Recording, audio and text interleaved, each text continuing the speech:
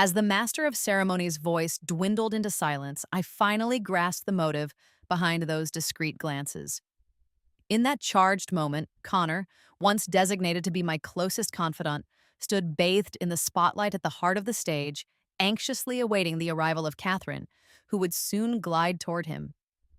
The delicate aroma of fresh blooms mingled with the air, nearly overwhelming my senses, while the resounding drum beats in the background seemed to mirror the relentless pounding of my heart. Thump, thump. I stared at the very man who, only yesterday, had confessed his love for me. Today, he was gently clasping Catherine's hand and sharing a tender kiss. Half the audience was captivated by their union, while the remaining onlookers stole furtive looks in my direction. Amidst this picturesque, heart-stirring wedding, my impassive expression made me stand out like an unwelcome anomaly. I felt reduced to a mere jester during what should have been a celebration of love. During his speech, Connor expressed gratitude to the guests, his friends, and his parents. The moment his words dwindled, his eyes locked onto me. Eliza, I've pondered this for a long time, and today I must confess. While I cherish every moment you've stood by my side, the woman I long to marry belongs to someone else. At these words, Catherine's eyes filled with tears as she exchanged a silent, enchanted look with him, lost in a world of their own. I snapped back to reality with a sinking realization that I should have departed long ago. Yet when I attempted to rise, my body betrayed me, rendered immobile by an overwhelming tension. I was painfully aware that the instant I had taken my seat among the guests, I had unwittingly become the subject of whispered gossip. Nevertheless, I obstinately refused to reveal my inner torment. Moments later, as I struggled to compose myself, I heard Catherine begin her own address. At the conclusion of her remarks, she unexpectedly called out, "Eliza, I'm so sorry that fate has brought us together under these circumstances." It took me several seconds to process her words, and as I lifted my gaze, the confusion on my face was unmistakable. "Connor wanted to speak with you earlier," she continued softly, "but I halted him. He has always seen you as a sister, and I feared his words might inadvertently wound you." Fiona then launched into a lengthy series of thanks for gestures I could scarcely recall, while I stifled the raw ache in my chest, mustered a weak smile, and silently wished the couple a blissful marriage. Throughout the ceremony, familiar faces observed with pity and sympathy, their eyes laden with unspoken understanding of my predicament. It seemed that everyone knew of Fiona's hidden truth, except for me, who had been kept in the dark like a gullible pawn in a cruel game. When I finally gathered enough strength to stand, I clutched my phone and prepared to leave. Just then, a voice called from behind, "Hey, you forgot your bag." I internally grimaced. That bag, a token from Connor, was a memento I no longer wished to handle. As I stepped out the doors, the cacophony of the wedding faded into the background. The bright sunlight assaulted my face, and the forced smile that had persisted until now crumbled into despair. Before I could retreat further into solitude, I heard, "You look terrible. Anyone would think you just emerged from a funeral." Startled by the unexpected remark, I turned to see Logan, casually leaning against his car and puffing on a cigarette. In that moment, amidst the swirling chaos of my thoughts, I recalled why Logan had chosen not to enter the venue. He was highly allergic to pollen. Without hesitation, he offered, "Want a ride?" His words compelled me to accept, and I shifted into the passenger seat of his sleek sports car.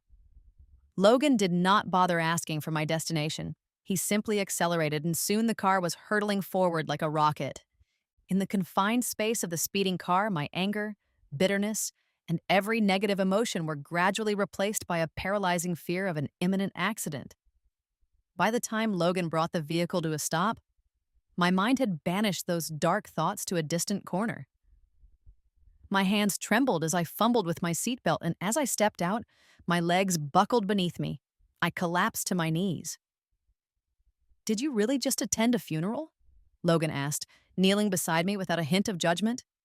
I could see that my pallid complexion, reminiscent of a frightened ghost, belied the truth.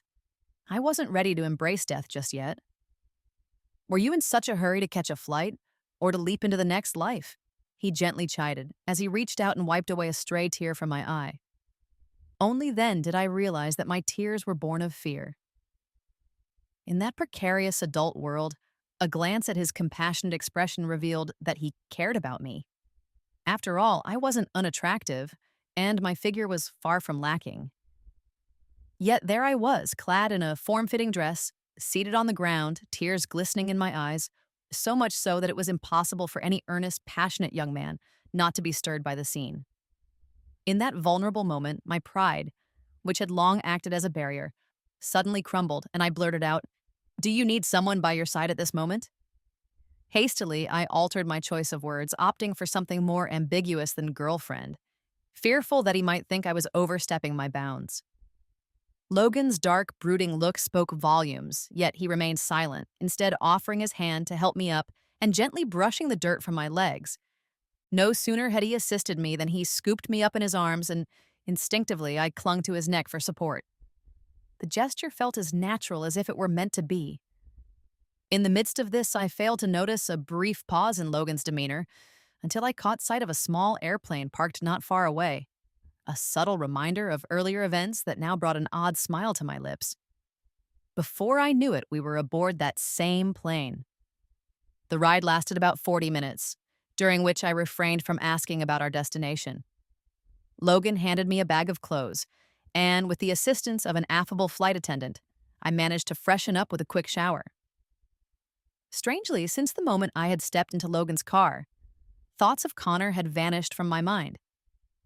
I even found myself admiring what many deemed the toy of a billionaire, a stark contrast to my own past, when my family's status was considered on par with that of Connor's. I, too, was once seen as affluent. So it took someone of Logan's caliber, with a family legacy that spanned beyond ordinary wealth, to truly astonish me.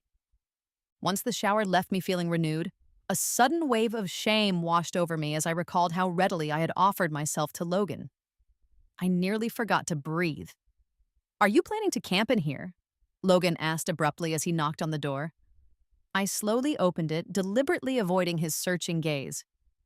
"Are you truly still heartbroken over Connor's wedding?" He prodded, his tone laced with a mixture of curiosity and concern. His assumption startled me, and I vehemently shook my head. "Who's thinking about him?" "I was thinking about you." No sooner had the words left my lips than the room fell silent. I closed my eyes, regret piling upon regret, wishing I could simply vanish. Then, almost unexpectedly, I felt the warmth of another set of lips against mine. Logan's voice, soft and low, whispered, "I've been waiting years to hear you say that." So absorbed was I in deciphering his words that I barely registered his gentle pullback. His eyes held an intense, searching gaze as he murmured, "Is this all right?" Had I not been so close, I might have missed the quiet sincerity in his whisper. I felt a damp sensation near my mouth. As I licked my lips, I noticed a small spot, reminiscent of a signature kiss mark. Gathering my courage, I stood on my tiptoes and returned his kiss, only to feel unexpected resistance. Logan halted, and the pause stretched into what felt like an eternity as I whimpered softly, pleading, "Please, let me go." He responded with a fervent promise, "You'll never leave my side, not for a lifetime." In that moment, the tumultuous flight of emotions that had carried me seemed to dissipate, replaced by a strange clarity. I barely recalled the remainder of the flight until I awoke to the sight of lush greenery through the window and, unbelievably, a giraffe ambling among the trees. Had it not been for the comforting arm wrapped around my waist, I would have believed it all to be a fantastical dream. Every movement sent a dull ache through my body, as though I had just completed a marathon. Gently, I nudged Logan's arm aside and rose to freshen up in the bathroom. Midway through brushing my teeth, the bathroom door unexpectedly swung open. The instant Logan caught sight of me, his tense expression relaxed, and he exhaled a sigh of relief. I couldn't help but notice faint red marks on his bare chest, a silent testament to recent struggles. Distracted for a moment, I inadvertently swallowed a foamy bit of toothpaste and nearly choked. "We haven't done enough, have we?" Logan teased, sending my face's temperature skyrocketing. By the time breakfast was served, I still wasn't ready to speak. "I'll introduce you to some people later," Logan said quietly. As I finished eating, I studied him in confusion, but he remained cryptic about the identities of these guests.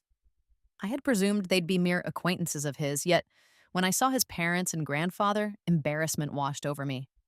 I felt as though I could vanish beneath the table. Despite the mortification, I mustered a slight pinch of resolve, silently reminding myself that Logan remained unfazed by the awkwardness, even managing to introduce me to his family with an affectionate arm draped around me. "This is the person I'm going to marry," he declared.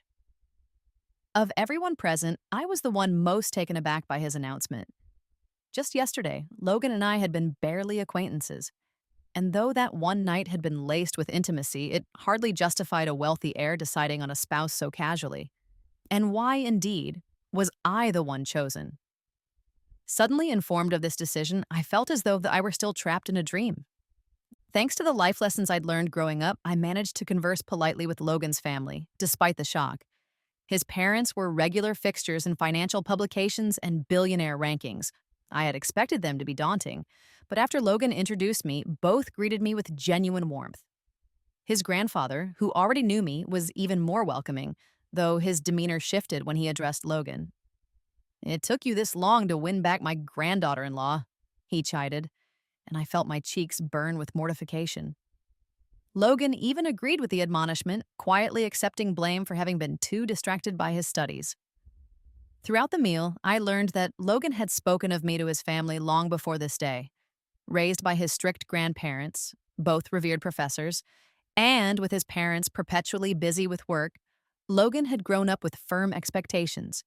He had planned to confess his love after graduation, but circumstances intervened when Connor and I had once been a couple during our sophomore year. Had it not been for the tragic accident that claimed my parents' lives in the year I graduated, Connor and I might have been engaged by now. As the meal drew to a close, Logan's mother requested my contact details. That was when I suddenly recalled that my phone had long since died. Back at Logan's estate, as I recharged my phone, I contemplated discussing our evolving relationship. No sooner had I gathered my thoughts than my phone buzzed incessantly. Across the table, Logan's eyes remained fixed on the device, clearly preoccupied. A cascade of missed calls and messages lit up the screen. I could tell without looking that they were all about Connor's wedding. "Logan, why did you take me to meet your parents?" I demanded, desperate for clarity.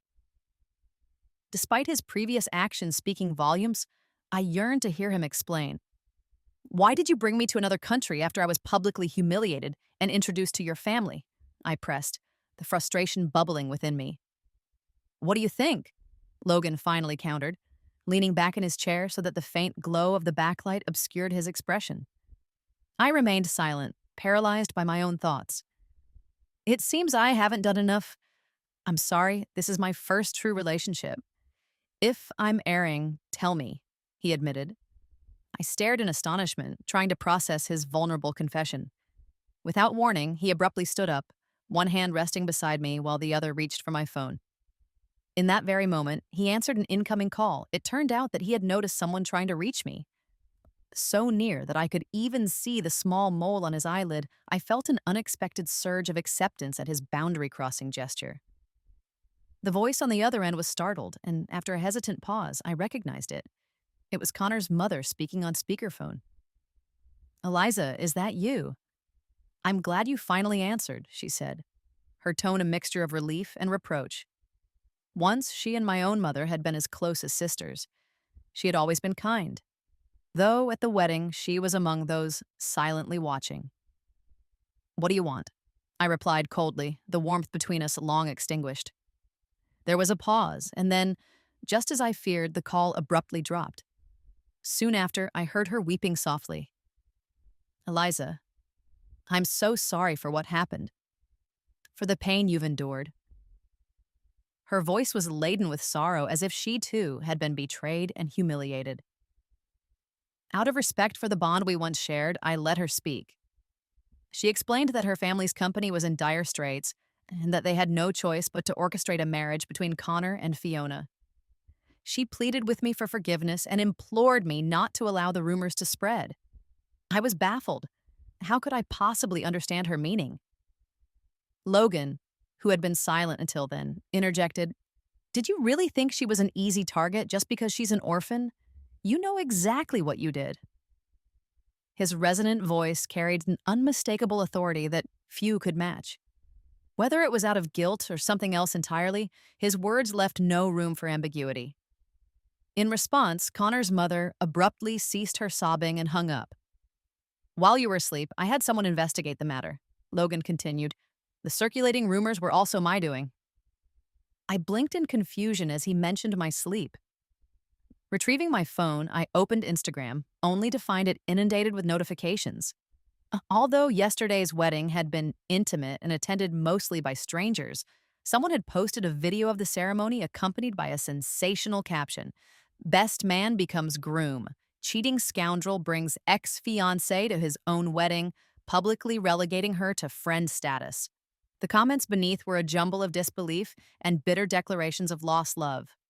Rewatching the wedding footage and hearing Connor and Fiona's parting words, I felt an unexpected calm settle over me. Connor and I had shared over 20 years together and had been romantically involved for 5 of them. Everyone who knew us had proclaimed we were soulmates. When my parents died and our family company was seized, Connor and his kin had been steadfast in their support. And yet, this very man, who had pledged eternal love, now abandoned me for a new paramour, forcing me to bear witness to his wedding, a merciless twist of fate. Earlier, I had been bluffing, but now Logan's words pierced me. Your family's downfall might not have been mere misfortune. His statement stunned me further, and I couldn't help but recall the distraught reaction of Connor's mother. In that moment, memories of the devastation following my parents' passing flooded back. Times so dark I had scarcely survived. Connor had been my lifeline. The thought of his kindness being a mere facade, of my entire life being a lie, made my heart shatter anew. "I'm sorry I wasn't there for you back then," Logan murmured. "But had I been, I would have uncovered any foul play." He explained that he had ventured abroad during his junior year and had only returned last year, hardly a circumstance I could fault him for. Seated beside him, I felt his warmth envelop me, even as Connor and I, despite years of companionship, had only shared fleeting intimacies. I had long doubted his love, but he had always claimed to respect me too deeply to force intimacy prematurely. Yet what had transpired with Logan that previous night was an act of reckless abandon, a moment when passion had overridden caution. Despite the closeness we had experienced, I still felt an undercurrent of discomfort wriggling away ever so slightly. "Stop moving," Logan ordered in a tone that brooked no argument. His words, delivered in a blunt, almost harsh manner, left me frozen. "Logan, if you touch me," I protested, but his gentle kiss on the back of my ear quelled my fears. "Don't worry," he promised. "I won't disturb you for the next couple of days." I marveled at the blunt honesty in his voice. It cut through the confusion, leaving me momentarily distracted from the secrets of Connor and his family. Logan's estate, reminiscent of a private menagerie, was replete with exotic animals that he introduced with affectionate pride. I had always noticed that cats and dogs seemed drawn to me, but I had never imagined that even the larger creatures would exhibit such curiosity. When a majestic lion flopped onto its back and allowed me to gently rub its belly, I couldn't help but feel a pang of envy for Logan's lavish lifestyle. Just as my hand caressed the lion's mane, Logan, fresh from ending a phone call, scooped me up. "That's a male lion," he noted matter-of-factly, as both the animal and I exchanged bewildered glances. It took me a moment to realize that Logan's tone had taken on a tint of jealousy toward the lion's assertive presence. Over the next 3 days at the estate, Logan, ever mindful of my boredom, whisked me away on his private plane to inspect his various properties. Under the guise of pretense, he spent the following month taking me on whirlwind trips. By the 5th flight, I realized that not once had he allowed me any quiet time from takeoff to landing. By the end of the journey, my legs had grown weak at the mere sight of an airplane. During this period, I received several calls from a person known only as D. Logan, having caught me answering one call, glared, and promptly blocked all of Connor's contact details on my phone. When yet another unknown number called, he repeated the action, treating it almost like a game. Upon my return to the country, Logan dropped me off right at my door. I have something urgent to handle, he said. Pack your things. I'll come pick you up shortly. He had mentioned abroad that he wanted me to move in with him once we returned. Although he had always been accommodating, his insistence now was particularly firm. I can't sleep without you, he declared. Even after a month together, I still struggled to adjust to Logan's direct manner. I refrained from arguing immediately, reflecting instead on how he had navigated life until now.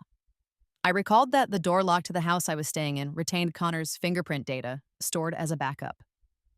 Before entering, I had deleted his record and changed the password, thinking that the house, once purchased for me by Connor's mother after my family's collapse, should now truly belong to me. Most of the furnishings had been bought jointly by Connor and me, so regardless of perspective, my memories of him remained indelible.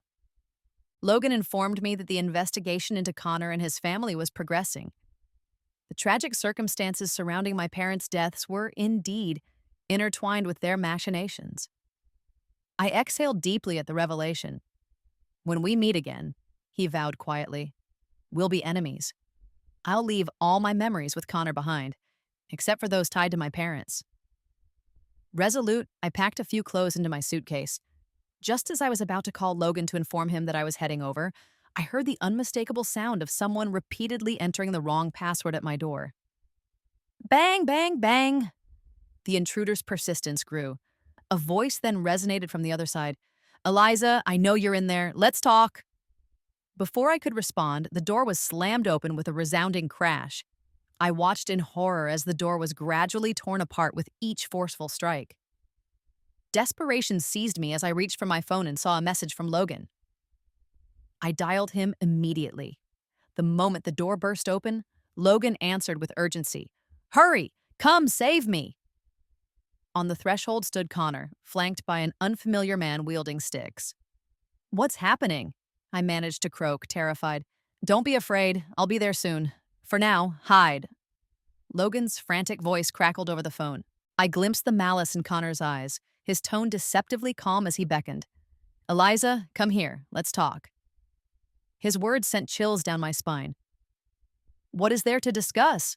I stuttered, unable to comprehend why he would resort to such measures. Then, with an unsettling calm, he inquired, Why are you with Logan? What exactly is your relationship with him? I was taken aback by how immediately he had broached the subject. It's exactly as you suspect, I replied, my voice laced with anger. Just end things with him and act as if nothing happened. I've already transferred the house into your name, Connor continued in a tone that bordered on condescension. A bitter realization struck me. I had never truly understood Connor. What do you mean by that? Do you expect me to be your mistress? He laughed bitterly. Don't put it like that, he added. I never chose marriage for myself. Everything I said to you back then was dictated by Fiona's demands. The one I love is you. I could barely contain my fury. After publicly rejecting me, he now expected me to simply remain silent. Who gave you the nerve? I shouted. Who granted him the audacity? I demanded. Break up with Logan. Whatever happened between you two, I couldn't care less. Connor's expression twisted into something fierce as he tried to close the distance, extending his arms as if to embrace me. I recoiled in disgust and slapped him. At that moment, the unfamiliar man with the phone brandished it, pointing it squarely at both of us. I had no inkling of their intentions, but my instincts screamed that things were about to escalate disastrously. I've loved you for so many years and never once dared to lay a hand on you, Connor hissed. But now that Logan has edged in, don't be frightened. I'll go easy on you later. With that, he peeled off his shirt. Seizing the opportunity, I attempted to escape, only to be forcefully pulled back into Connor's arms by the man with the phone. Connor, if you so much as touch me, I swear I'll kill you, I shrieked. Suddenly, a piercing scream rang out from the side. Connor froze, turning to see what had transpired. In that moment, several men dressed in black stormed in, unleashing a barrage of punches and kicks upon both Connor and the stranger.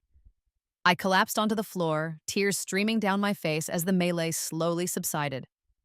One of the black-clad enforcers approached me cautiously. I'm so sorry, miss. We arrived late. Mr. Logan is on his way. There's no need to be afraid, he explained in a curt tone. At last I began to comprehend. Logan had always employed bodyguards for protection. After dropping me off earlier, he had dispatched some of his men, but he hadn't anticipated that Connor would somehow slip through the security net in under half an hour. By the time Logan burst through the door, I was huddled on the sofa, struggling to appear composed. Without hesitation, he swept me into his arms, nearly smothering me in his relief. "Thank God you're safe," he murmured fervently. "Which hand did Connor touch you with? I'll have my revenge and chop it off." His promise drove away my lingering terror, and I looked up to meet his eyes as he kissed my face passionately. I wrapped my arms around him in response, finally realizing that with Logan by my side, I could face anything, even if the ghosts of the past still lingered. Later that morning, as Connor was unceremoniously tossed aside at his front door, a bodyguard remarked in a low tone that Connor's mother had fainted from shock and that Fiona had nearly suffered a miscarriage. The investigation into events from years past was nearing its climax, and I was scheduled to meet someone who held the key to those long-buried truths. Moments earlier, I had narrowly prevented further harm to myself. Logan's concern for me had always been unwavering. In his panicked eyes, I found an endearing vulnerability, and against all odds, it was oddly comforting.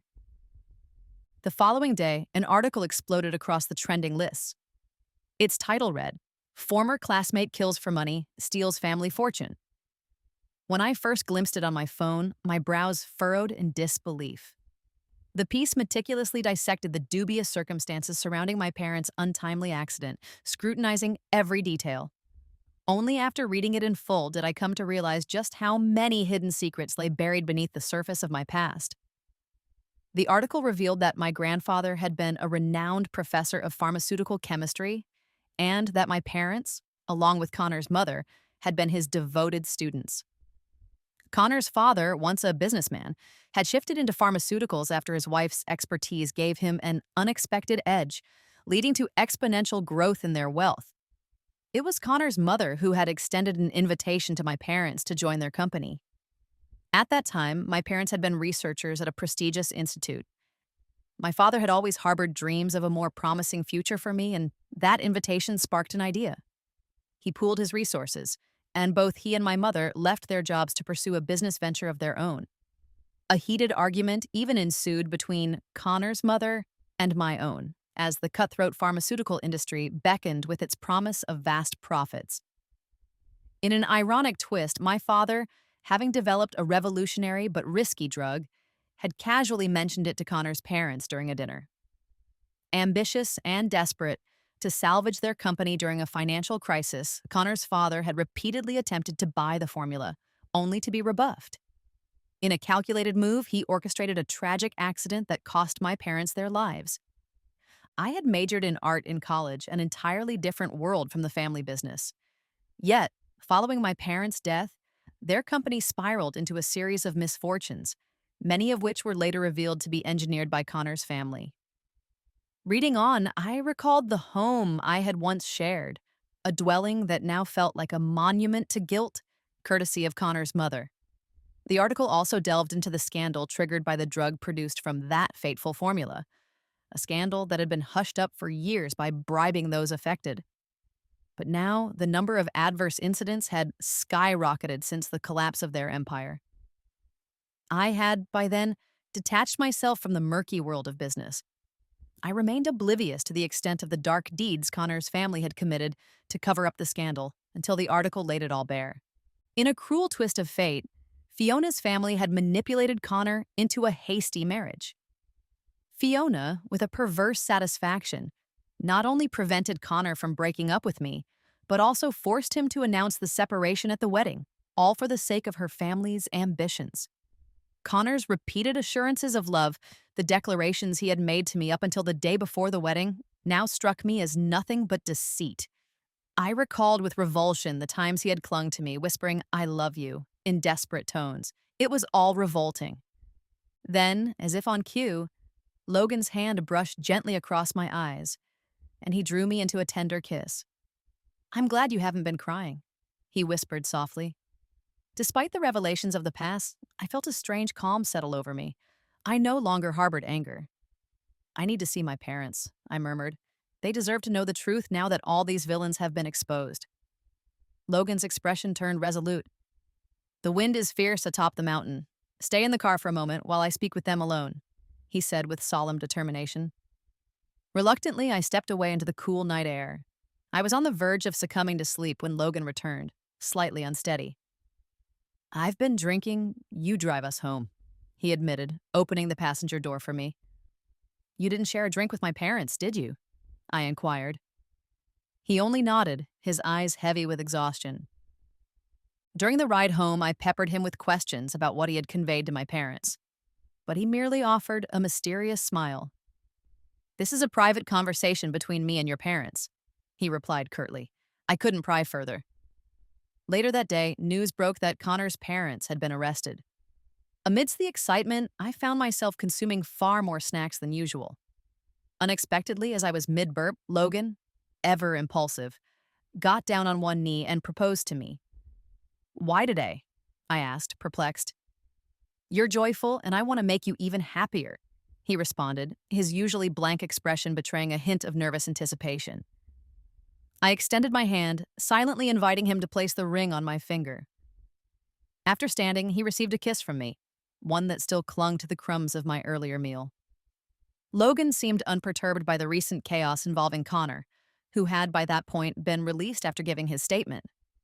Rumors swirled that Connor had been slapped publicly by Fiona multiple times, and that the two were on the brink of divorce. I, however, had neither the time nor the energy to care about their marital strife, for Logan had already set our wedding date for the end of the month, a mere fortnight away. As someone who had once belonged to the ranks of the privileged, I was now experiencing the undeniable force of wealth. Rumors abounded that Logan's family was as rich as a nation, and witnessing it firsthand confirmed the exaggeration. Despite the short preparation time, Logan spared no expense to ensure my wedding was nothing short of perfect. During our selection of wedding dresses, he suddenly remarked, "A fine wedding gown must be uniquely crafted." His remark was the one area where he felt less than confident. Our wedding was arranged in haste, almost a flash affair, and I couldn't believe that in under 2 months, I was agreeing to marry the man beside me. Mother already gifted me the most important jewelry, I recalled, and dresses and other trappings are mere accessories. As long as you find me beautiful, that's all that matters. Logan's family possessed a priceless set of emerald jewelry, passed down through generations, now bestowed upon the daughter-in-law as a token of approval and confidence. After trying on several extravagant gowns, I was utterly exhausted. Sensing my fatigue, Logan allowed me to choose the dress that best suited my personality. Despite his well-known pollen allergy, he insisted on having flowers at the wedding. He even planned to have fresh blooms airlifted from overseas. I intervened, worried that I might soon become a widow, and suggested replacing them with preserved ones. Once he understood the symbolism behind my suggestion, Logan ordered only the finest preserved flowers. He even collaborated with the wedding planners to design a garden-themed venue, replete with those very blooms. The ceremony was to be held in the city of my birth. I was concerned the venue might be too remote for your parents to attend, Logan admitted. I felt neither tears nor sorrow when I learned the full truth of my past. I remained stoic when introducing Logan to my parents. Yet when he finally uttered the words that made me weep, a confession of love and relief, it was the first time I allowed tears to flow freely. Soon, media outlets descended upon us.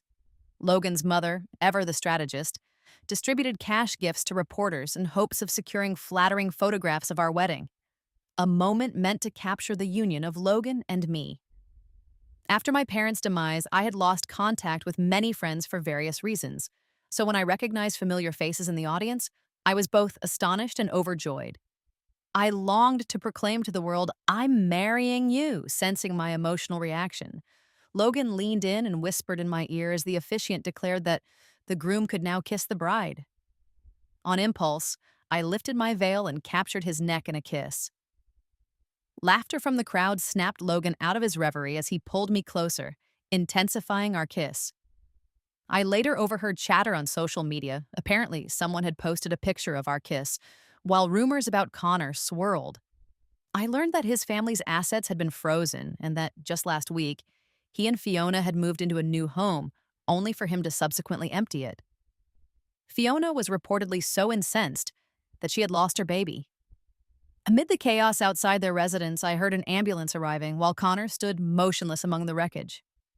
After bidding farewell to a final group of guests, Logan returned to me, disregarding the disapproving stares. He attempted to envelop me in his arms once more. I glared at him until he reluctantly released his hold. Noticing his subdued mood, I reached out and kissed his cheek. Logan's spirits visibly lifted.